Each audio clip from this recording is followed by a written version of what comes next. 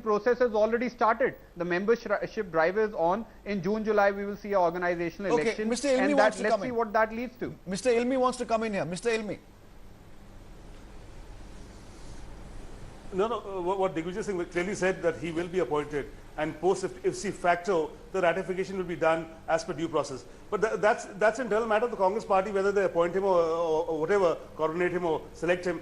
But the reality is that what my friend Jaiveer is talking about, that this is not repackaging. Obviously, it's repackaging, reinvention, and after a long absence that he's come back, and the kind of cadres that are showing exultant and they're very enthused.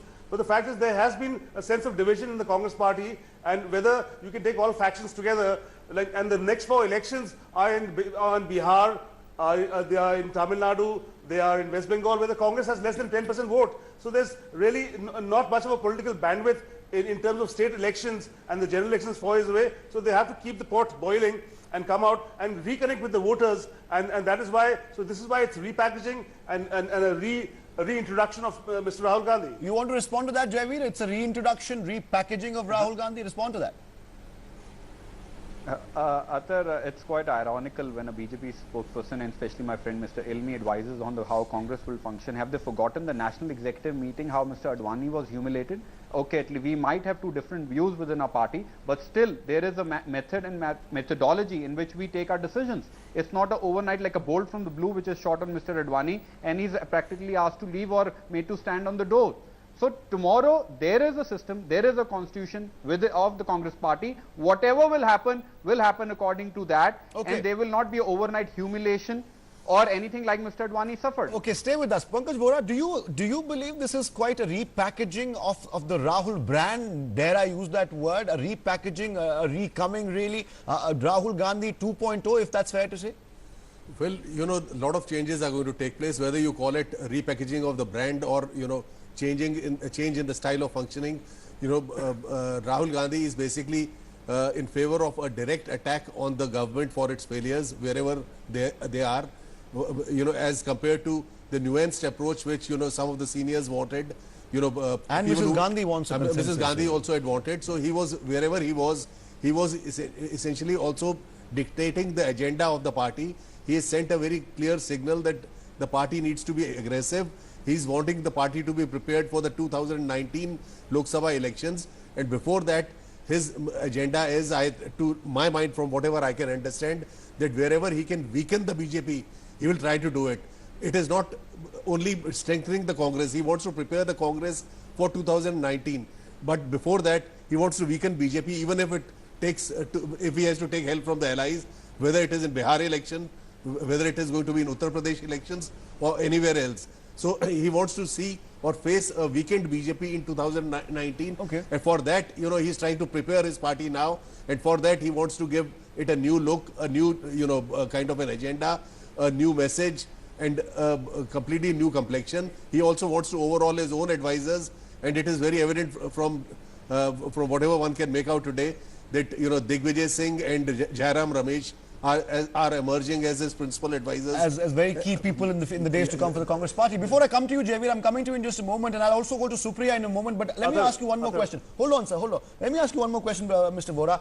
As you said, I mean, whatever their reasons might have been, there were some leaders of the party, and we're running those statements there on the bottom half of your screen that came up really in the past year or so, questioning perhaps if Rahul Gandhi really was the right choice to lead the party out of the mess they're in right now. Do you think after Rahul Gandhi has come back, we've seen some sort of indication yesterday with the direct attacks on Prime Minister Modi by Anand Sharma, by others, by Ahmed Patel as well, and today that the likely team that is likely to take place for Rahul Gandhi, do you think those noises have died down because there have been subtle, strong signals from Sonia Gandhi that, look, this is the way it's going to be, Rahul's going to lead it, so you better tone down the decision? Is that going to happen, or do you think more dissenting voices could perhaps surface?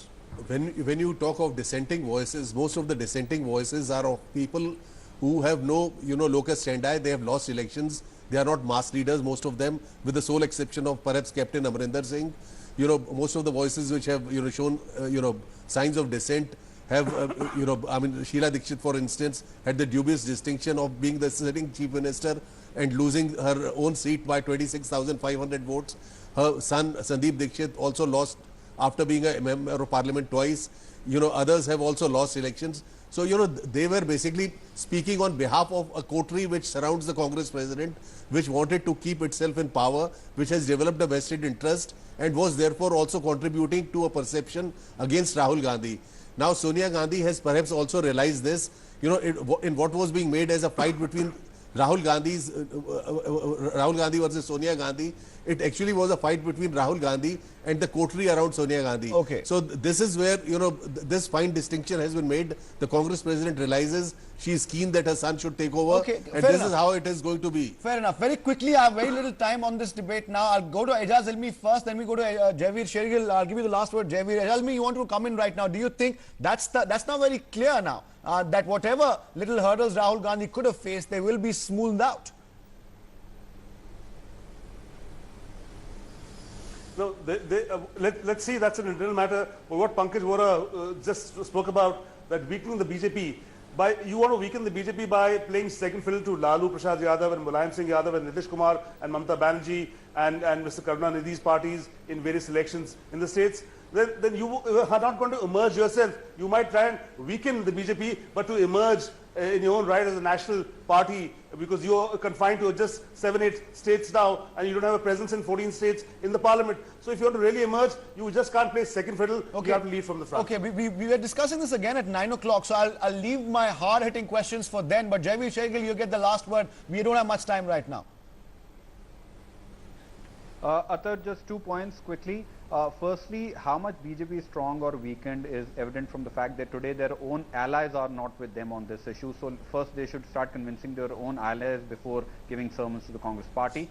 Second, as far as Mr. Rahul Gandhi is concerned, I always believe people can have dissent, but there's a way to express your dissent. We have our elections. Let's see how much weight that dissent carries with it. As far as Congress party, we have full confidence in Mr. Gandhi and his leadership, and you will see what show we put up in tomorrow's rally, and it will be a mirror of people's anger towards the Bharatiya Janata Party for their whether or not that catapults Rahul Gandhi back in his position of strength remains to be seen. We will of course be covering that particular rally tomorrow. Breaking news coming in meanwhile on this story. Shaina NC, BJP spokesperson, has also reacted to this. Listen into this first.